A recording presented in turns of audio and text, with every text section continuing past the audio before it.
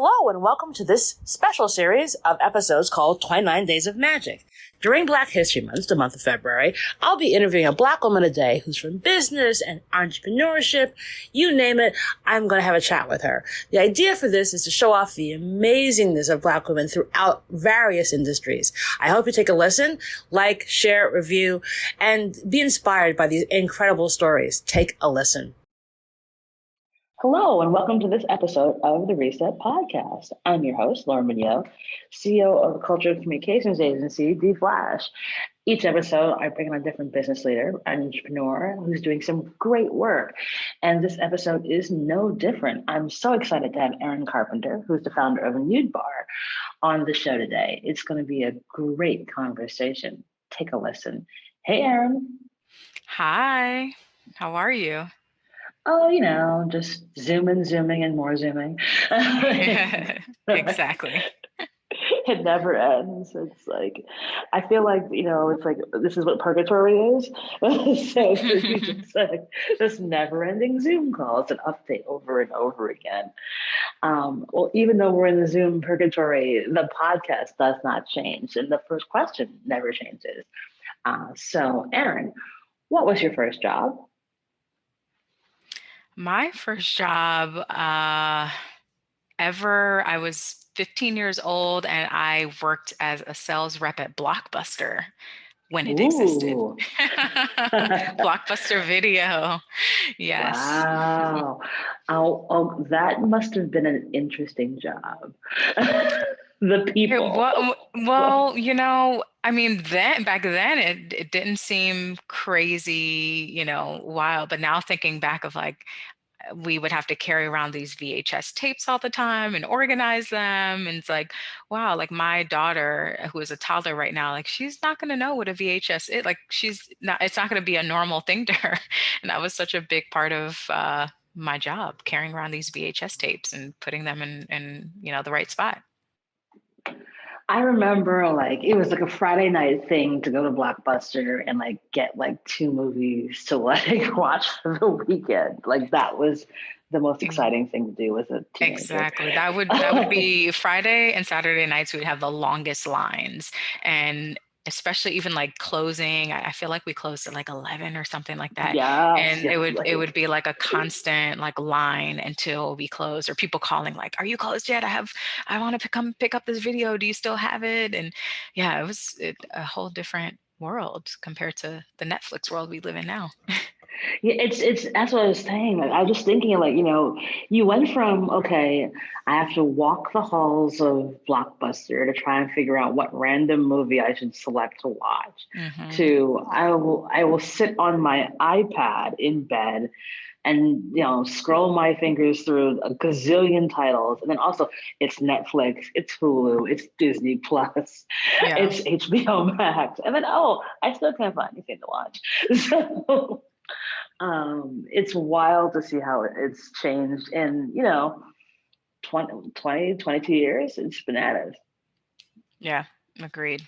Very crazy. So we go from working at Blockbuster, dealing with all kinds of crazy people looking for videos and and complaining their video was not late when it actually was, to now, because I was one of those people. What's that career journey been like for you?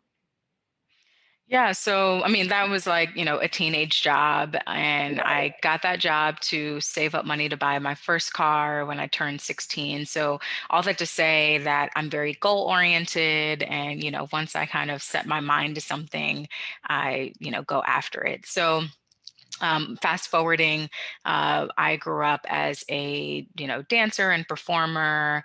I kind of started late in the game. I started performing when I was, or getting into dance schools and dance programs when I was about 10, 11 years old. Most of my peers had been dancing since they were 3 years old, 4 years old, things of that nature. So I always just had this passion for performing. And because I started so late, I had to start like in the little kids classes, and which was like I had to be very humble, with like dancing with a bunch of little kids. But I just really wanted to do it. I was so determined, and eventually worked my way up to my actual peer group. So fast forward, I get into a performing arts high school. I kind of move along in the trajectory where then I get into a performing arts college where I went on to get my BFA, Bachelor of Fine Arts in Ballet. And I Wow. minored in business management because I knew I wanted to start a business. I always had a entrepreneurial spirit, and was always doing kind of like these side hustles as well. Like I sold Mary Kay in college and in high school, actually, like schlepping around makeup and Oh skincare my and gosh. trying to sell it to my friends and all that. So, and I, at some point, even younger, I was like making bracelets and selling them. Like that's always been a big part of Always been me. there.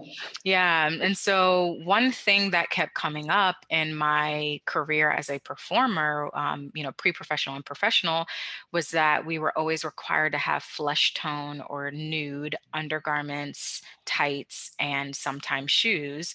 But historically, nude only comes in beige. So what dancers have to do is they dye their tights and their underwear every week to match their skin tone. And then they put Wow. makeup foundation on their shoes by what we call pancaking. So you get like a makeup sponge and cheap makeup foundation from your local drugstore and you pat it onto your shoes. And this is called pancaking. And the other option is you could spray paint your shoes to a brown that matches you. And so that was my big moment transitioning into the company that I have now. Wow. So you have to spray paint tights? Oh my goodness. Yeah, spray paint, dye, like dipping into, some people use tea bags and just keep dipping until it's the right shade of brown. Some people use, actual dye that, you could buy and, again, buy a brown and keep dipping it until it comes out the right color. Ultimately, it's kind of like a science project every week in your kitchen because you maybe have to edit the formulation, and figuring out what is the right shade. And over time, even when you pancake, like the shoes may fade over time. So you may have to redo it. And yeah. Wow. So you're like, at some point, I'm going to fix this. So, Yes. and, and so what do you do? Yeah. So, I mean, first I just kept talking to other dancers about this and just kind of wondering, how frustrated are people about this? And a lot of the conversations I was having were with women of all types of, ethnicities or races. And it wasn't just the brown girls that were frustrated by this. It was also white women who were like, well, I'm really fair or light, and the nude on the market doesn't match me either. And so it seemed to be a universal problem that women were having in terms of what inclusivity looks like. So, yeah, I mean, I initially just focused on the dance community, and then eventually, started getting some celebrities wearing the products and getting some, women outside of the entertainment industry to wear the products. And my focus was always that I wanted to make a product that was durable enough for athletes, entertainers, and performers, but still comfortable enough for everyday fashion, everyday living, everyday lifestyle. And you absolutely did. I mean, the product looks amazing. What was the sort of like journey from like, okay, I'm now going to build it. I'm now going to make this happen. Yeah, so the journey, first talking to women, because I want to understand like why aren't these, bigger manufacturers or brands, why aren't they making products to cater to other women? And for whatever reason, I think it was more so ignorance, like not knowing that women were having this problem, in addition to many other things that, could be related to systemic racism and so on and so forth. But after talking to women, I then had to figure out, gosh, how do I manufacture this product? Again, I did get a minor, I had a minor in business management, but I didn't think I'd be manufacturing products or consumer goods. So I had no idea where to start. So eventually just did more research, talking to more people, and someone pointed me in the direction of trade shows that have manufacturers in the textile industry. And so I just went there and talked to more people, and eventually was able to get some samples made, and kind of move everything forward.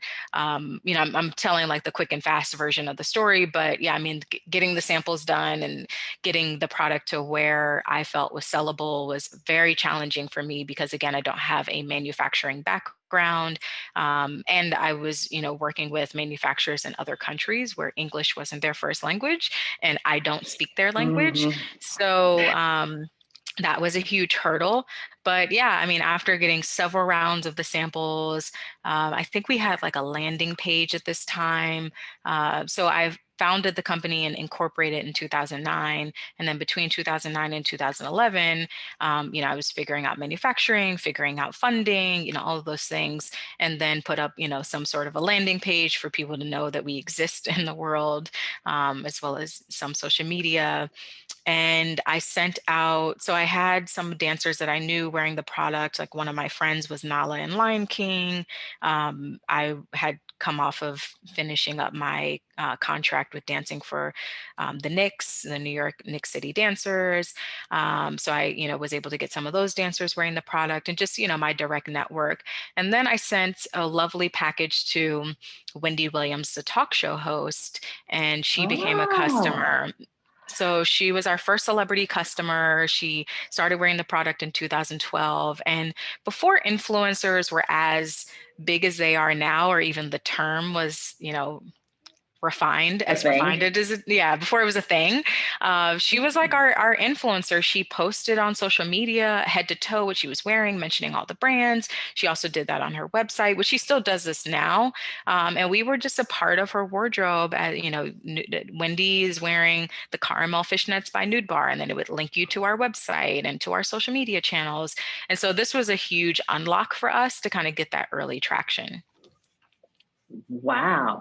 And the founder journey is always insane because then you have to go and raise money. What was that like? Yeah, so I started Nude Bar with $3,000 of my dancer savings, and which is really difficult for a consumer product where you have to have inventory and all of these things. So I had to be really creative. I pitched the idea for the first year and a half, in 2009 to about 2010, just to various investors, and no one really saw the big vision. They didn't, they were kind of on the in the mindset of like, well, if no one else is doing it, then why is it needed? Why is this important? Hmm. And ultimately, what I would say about that, or what I can say about that now, looking back, is that one, we see a lot of the statistics of how poor the statistics are of Black people getting venture funding or funding in general, and then Black female founders, and then just how many or how little people of color are in the venture space in terms of venture capitalists and things of that nature. So all that to say that everyone I was talking to and pitching were white people, and they didn't really understand the impact of a product like Nude Bar in terms of how important inclusion was. They didn't have those lived experiences. They didn't it that didn't make a lot of sense to them. So in their mind, it's like, well, if what's on the market has been on the market for decades, that's probably fine. It probably works, right? And my argument was that no, it doesn't work. And like, I'm telling you that and myself and other women are literally dyeing their tights and doing all these things to make products work for them. And that's not okay. That's not right. So ultimately, I did not raise money for a long time. I was constantly pitching here and there. So I, started with a $3,000, was just bootstrapping literally from then until 2018. I got to pitch. Um, Serena Williams. She became our first check-in 2019, along with the Bumble Fund, which is led by Whitney Wolfe Herd of the Bumble dating app, which just IPO'd, which is very historical and exciting. So they were my Mhm. first two investors. They really understood the vision. Serena actually had been a customer. So she really, bought into the product, like understood how important it was and how amazing it was. And then from there, I was able to raise more capital and, grow the business. And that's where we're at now. Awesome. I mean, if you're going to have a Black woman invest in your company, I think Serena Williams is a pretty awesome one. For sure. uh, Yes. because I mean, she's lived it and she knows it. Hmm. And it oftentimes requires someone who like actually would be a great customer in order for it to take off. So now that you got funding and you're well into the company, where do you guys stand today? Yeah, so now that we have funding, we're still in startup growth mode. Because we got funding so late in the game, Nude Bar has always operated as such a lean team and, scrappy, scrappy, scrappy business in terms of like what we're putting out there in the world and how we're able to move the needle. So we closed our round, in the middle of COVID at Wow. 1.4 million. So, we're just utilizing that capital to grow, hiring more people, building out more marketing campaigns and all of the things that are needed to grow. So, hopefully you will see us in a lot of places very, very soon as it's all starting to come together. Awesome. Yeah, I was going to ask you, like, how did you all adapt and respond during COVID? Because, obviously you're an e-commerce business but people are like staying home now, so they don't need tights. Yeah, yeah. So So how's that that been for you? Yeah, that's a great question. I mean, although our hero products are our tights, mainly our fishnet is our top selling product, we do have fabulous underwear as well, which is always relevant whether you're working from home or you're going out in the world. We specialize in seamless underwear. So we had a seamless thong that we had since 2014. So that picked up a lot of steam with COVID.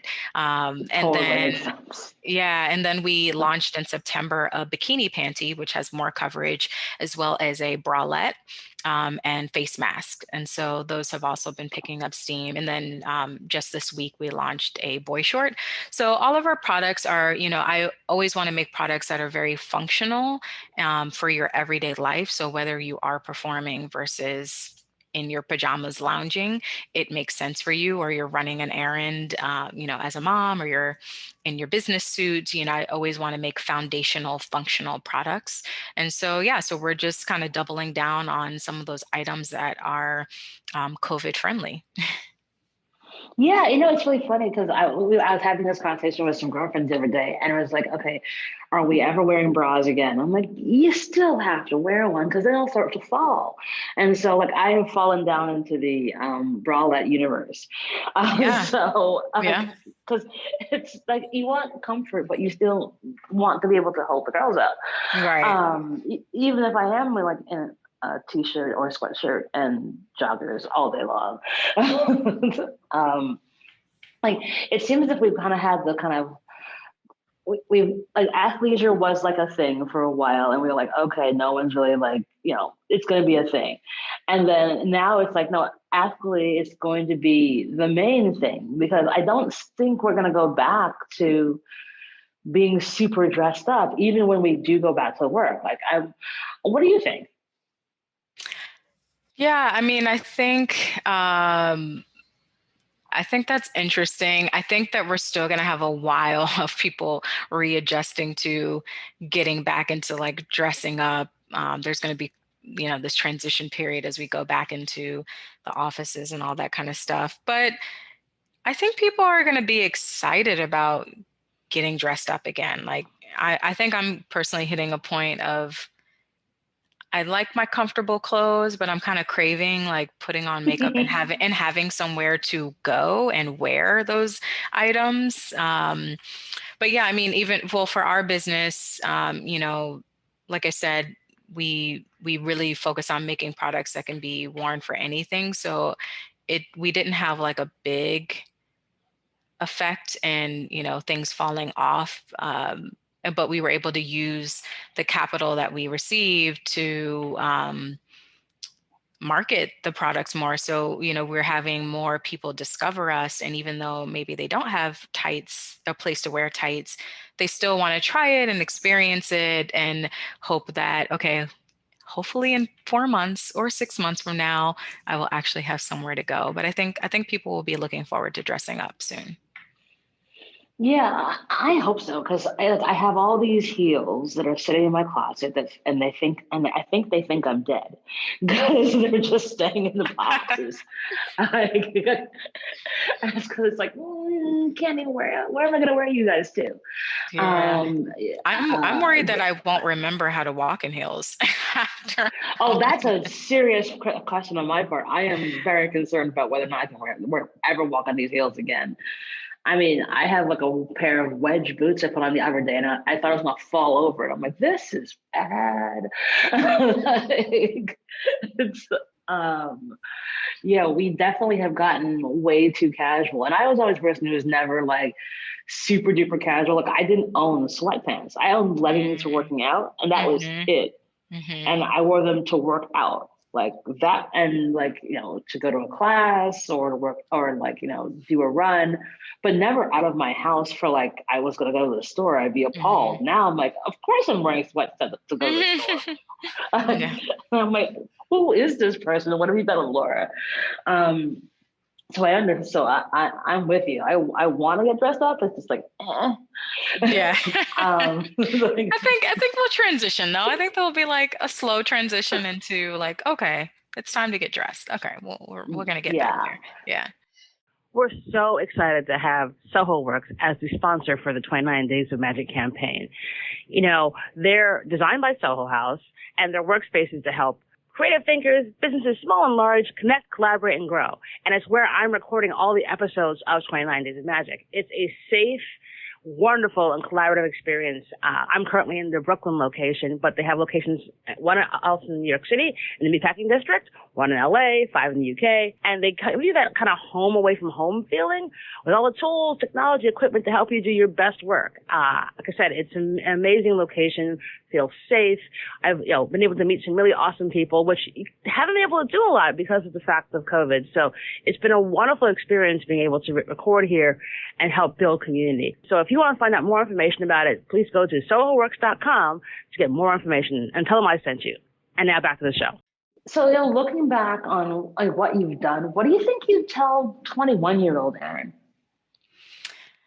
Um, I guess I would tell her one, just like keep going. I think there were many moments in the journey where I wasn't sure if this is where I was supposed to be. It wasn't like I said, raising capital was so hard. And I just wasn't sure if, yeah. And is this what I'm supposed to be doing? Like I'm getting told no so many times. Is this really the right thing? But in entrepreneurship, that's par for the course, right? And a lot of, businesses, whether it's even if you're not an entrepreneur, but if you're in sales, if you're, in marketing, like people will tell you no all the time. So I would just tell my younger self to keep going. You got this. Awesome. And thinking about like the journey, what was like an experience where like it was super challenging and you kind of never thought you'd get your way through it, and then you did? So many. I mean, there's definitely been a few times where it's been like, I don't think we're going to make payroll. And, how am I going to figure that out in the next 48 hours or, whatever the time frame is. But I have an amazing support system that really believes in me and my brand, my mom, my dad, my husband. And there's been many times where I've had to say, hey guys, I really need help with payroll, this week. Can I pay you guys back in a month or two? And could you loan me the money? And they've definitely been my saving grace to help me do that. But that's like, it's embarrassing, it feels embarrassing in the Mm-hmm. moment. It's heartbreaking. You feel like you're failing. Those are tough decisions that, have to be made as a founder often. I've thankfully have not had to have the conversation with my team to say, hey guys, I'm not going to make payroll. Could you hang in there with me? And I hope that I don't get to that point, but I've definitely had those types of challenges in the business, and it's very, very scary and hard, but it definitely happens. And you find your way through it. Like we've all been there. Like Yeah. I don't know of any founder who has been like, oh yeah, it's been sunshine and lollipops, and I've been able to pay for everything. Like Right. anyone who tells you that, they're lying. Hmm. Um, I think it's a hard journey to be on, and it's never easy, and it requires a fortitude of strength that comes from somewhere deep within. Like, Yeah. you're like, I don't know how I'm gonna do this. But then we find our ways through. And obviously, like the past year has been insanely stressful for everyone, especially for entrepreneurs and founders. You were Hmm. raising funds during COVID. Yeah. What do you do for your self care? Uh, I had been really good before COVID at journaling and like voice journaling. I'm like really dropped the ball on that more recently. But right now, I make sure I meditate once a day. I have a gratitude journal. So I keep it just really simple, just jotting down a few things I'm grateful for, things on my to do list, and then just some, strengthening phrase like you are strong, you are successful, something at the end that makes me feel empowered. And that's like really quick. It takes like 3 to 5 minutes to do. So I've been trying to commit to doing that every day. But definitely meditation. I'm a big prayer person. So that also is like a must everyday thing do. And then it took me a while to get my stride with this, with COVID and just like my routine being so thrown off. And, as a mom, especially, just getting into a rhythm. But, I really make sure that I do a workout in the morning, between 8 a.m. and 9 p.m. And I commit to that every morning, Monday through Friday. And then I take Saturday and Sunday off, sleep in a little bit. I have a babysitter that comes on Saturday morning so that I can truly sleep in and just take some Awesome. relaxation time for myself. So those are my top self-care things. I still am craving, at least as we're getting so deep into COVID now, I'm craving a little more. I miss my family, I miss my friends, but we're just trying to be safe and, you know, make sure everybody stays healthy. So. Yeah, it's so hard. I mean, it's to you get to a point where, I mean, I think I was saying to some folks the other day that like we're coming up on a year, and everyone is kind of like hitting a wall. Even if you've been like pretty good so far in the past year, you're staring in the face of looking at March and being like, well, wait a minute, Yeah. like for real. And so we have to take time for ourselves. Like there literally is no other way. Yeah. Otherwise, it's going to be really difficult. So wait, how do you voice journal? Is that like voice notes on your iPhone? Yeah. I just like will just record and just, I'll kind of download like what my day was like, what was positive and negative, how I feel about it, just like, free flow, just talking recording on my iPhone.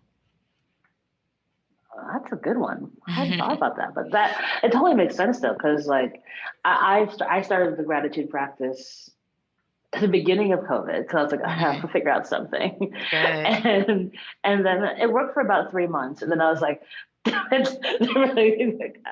But I did restart in January, and I figured out just I'll just do a 3 words, Hmm.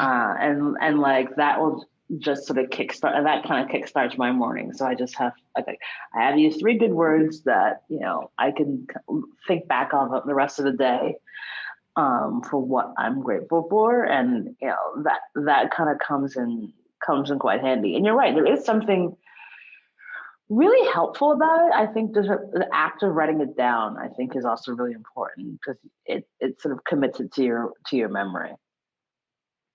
Yeah, I agree. One thing that I do for the voice journals is I label all of them, kind of whatever the title is of whatever, however whatever comes out on the voice journal. And I'll really try to highlight the ones that were like great days, so like the day that I got to pitch, a certain investor that went really well and they said yes, I try to highlight that and really articulate what those emotions and feelings were and how great that win was. And then the days that I'm having bad days, I try to go back and listen to those positive days. Of like, okay, today's bad, but like you've had these really great peaks and high moments, and like just remember that feeling, right? And I get to hear that in my voice, right? How excited I was and how great it was at that time. And that helps me a lot. Oh yeah, I think it's funny, like, in doing this podcast, I honestly don't listen to them after I've edited them because at that point I've heard them twice. But I will say that, hearing it back when other people will like put like a line from the show that they heard automatically makes me go back and listen. And I'm always like, oh, wait, that was a really great conversation. That was a really good day. And it sort of switches. It is something about hearing your voice when it inflects when you're in a really good mood that sort of like kicks you back into like, okay, get out of this funk, keep moving. So you're totally right about it. Yeah, definitely. Yep, yep, yep. And, it's interesting because we're at this unusual crossroads where the world's changing yet again. We're in the midst of COVID, and what do you think is next for us? Like, do you think that yes, we're gonna eventually go back outside, but like, where do you all see Nude Bar going when we start going back out to the real world? Yeah, I mean, well, the biggest thing for us is that so we do sell to both everyday women and to performers and dancers. But the performer and dancer, the Broadway performers aren't on Broadway right now. And so I'm really looking forward to, seeing our product on stage again, once the world does open up and those artists and performers continuing to advocate for why nude bars should exist. And then as far as, other aspects of us moving forward is we really, as a brand, want to open up the conversation of all of the physical labor that women have had to go through to make products work for them, when products haven't been made for them, and what all the implications of the emotional labor that comes with that, how that could make them feel othered, or that they shouldn't be there, that they don't fit in.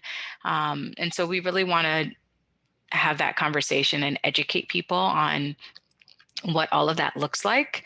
And just, again, allowing our followers and customers to understand that we're coming from a place of truly wanting to change that. And in some ways, being an activist in that space, in that category of the intimate apparel industry, the undergarment industry, and what representation looks like.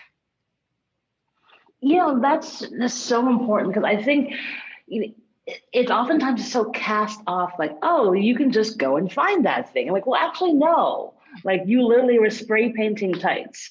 Right. Like think about the process of like what you're inhaling to spray paint tights to do the job that you love versus just make the product so someone can actually have it. Right. And all that goes into it. And it's so hard being a woman, no Mhm. matter what the industry. And I think Right. the more honest we are about that and kind of show what that looks like, then it's no longer, oh, well, you all are just sort of being quote unquote dramatic. Like, no, this is the process. And this is why products like yours are so important and impactful because it, it's what's needed, it's what's required, and it shouldn't have taken all this time for folks to get a clue. Like you've been in business for a while, like that should have been like, oh, I get it, but Yeah. Yeah. we know the world we're in. But Exactly. last question for you: Um, do you have a give and or an ask of the audience? Oh, um, well, I mean, a simple ask would just be follow us on social media, and we're just at Nude Bar, NUDEBARRE, so like ballet bar. So at Nude Bar, we're on Twitter, we're on Instagram. Instagram is, really beautiful for us because you can see all the different types of people that wear our products and who might be similar to skin tone to you and what products would match you. Um, so yeah, would love for the listeners to interact with us there. But of course, would love for you to buy products, so you can experience just feeling empowered in your own skin tone, being in your true nude. Awesome. And we love shameless self promotions here. Like that's the point. Like why I say like go ahead and say it. Fantastic. So we'll put all the details in the show notes for folks to check out Nude Bar, follow on your social medias. I'm on the site right now. I see a bohemian bralette that I'm gonna buy. Awesome, um, awesome. but it's such a wonderful product. I mean, like, duh. Like, it's so like it's like of course, like I want to wear the color. Like that's just a thing. And I think more folks should just pay attention and do it. Buy these, like call a day. But Erin, you're just wonderful and a fantastic founder with a fantastic line of amazing products. And I am so glad that you got to be part of 29 Days of Magic. Thank you. Thanks for inviting me and for, allowing me to share my story and, put it all out there. Absolutely. So as I said, everything will be in the show notes to follow and definitely check out the Nude Bar products online Okay. and connect. And with that, that is our show.